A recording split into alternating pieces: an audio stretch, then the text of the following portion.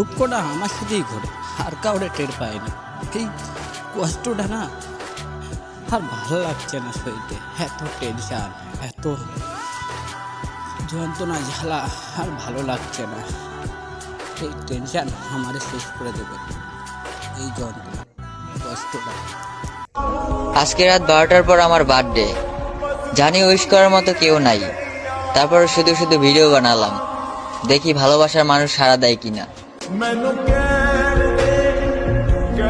মনে শুধু এটাই আফসোস থাকবে যে এ জীবনে তোমায় পাইলাম না। আমার কপালই খারাপ, যারে মন থেকে চাই তারই সবার আগে হারাই।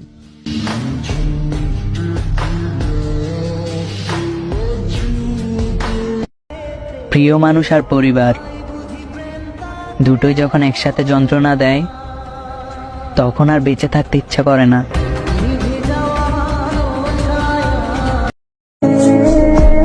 এমন একটা রাত আমার হোক, যে রাতের পরে আর কখনো সকালই না হোক।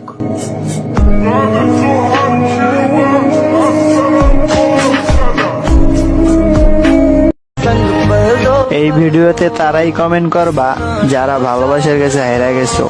আমি দেখতে চাই আমার মতন কয়জন আছো।